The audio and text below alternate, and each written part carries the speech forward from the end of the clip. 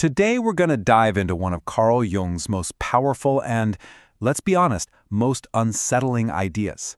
We're going to see it all through the eyes of one person, a man we'll just call Michael, whose life really shines a light on a psychological trap that's, well, it's a lot more common than you might think. So just picture this for a second. A man who, from the outside, has it all. I mean, every single advantage, a life of privilege. But underneath all that, where it really counts, he's just completely paralyzed. So what's going on here? That's the paradox we're going to unravel.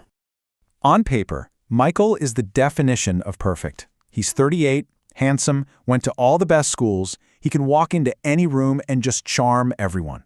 His whole life looks like this flawless series of wins. But that perfection, it's really just gold plating on a cage. All that ambition he once had has shrunk down to one tiny goal. Just don't mess up. Now, there's a Jungian term for this exact condition, the Puer Aeternus. It's Latin for the eternal boy.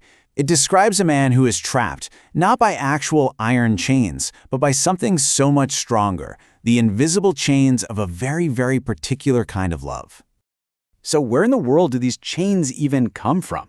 To really get to the bottom of that, we have to look at one of Jung's most fundamental ideas, the shadow side of an incredibly powerful archetype. You see, Jung believed we all share this kind of collective unconscious, and it's filled with these built-in patterns he called archetypes. One of the absolute most powerful is the Great Mother, and she has two faces. On one side, you have the nurturing mother. She's the source of life, of safety, of growth. But, you know, every light casts a shadow, and her shadow is the devouring mother, whose love isn't about setting you free, it's about possession.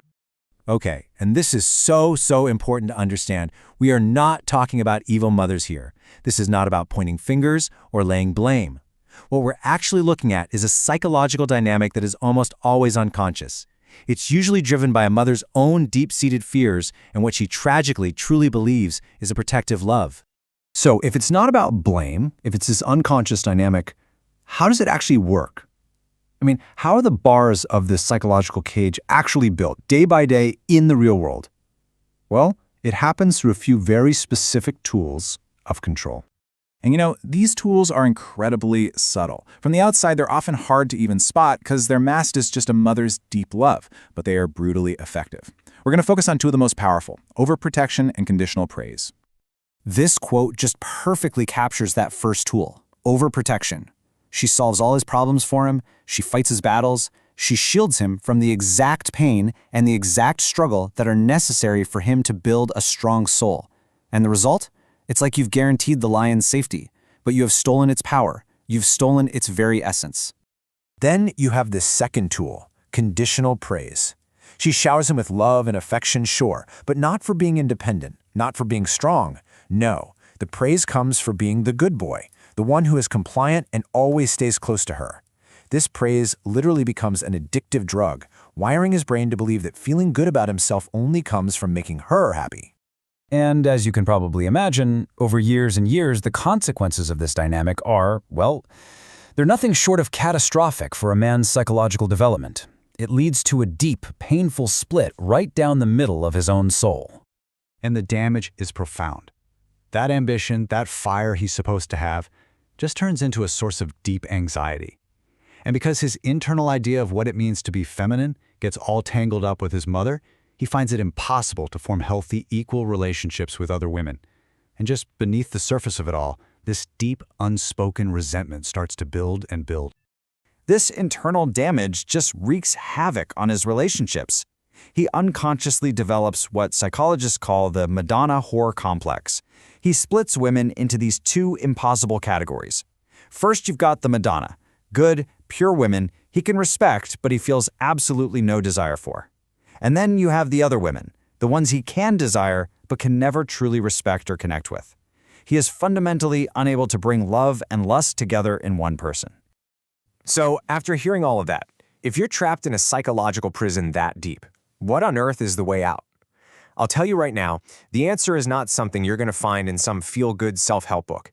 The path out requires what feels like an unforgivable betrayal. And we really need to sit with this question for a second, because the solution here isn't about, positive affirmations or some simple little fix. It's something far more brutal and far more profound. Escaping this cage means you have to face the deep primal terror that every child has of being abandoned by their source of life, and then you have to choose to walk right through that fire anyway. So here it is. This is the crucial point. To save his own soul, a man must symbolically kill the compliant, good son that his mother needs him to be. He has to be willing to be seen as selfish, as ungrateful, as the bad guy. This means setting boundaries that feel like declarations of war. And then, and listen, this is the hardest part, he has to hold that line. Even when he's hit with a tidal wave of her guilt or her sadness, he has to hold it without flinching and without apologizing for it. Look, the whole point of walking through this wasn't to offer some simple 5-step cure. Frankly, that would be a lie. The purpose was to provide something far, far more valuable. The purpose was to provide a diagnosis, to turn on the lights in a prison cell you might not have even known you were in.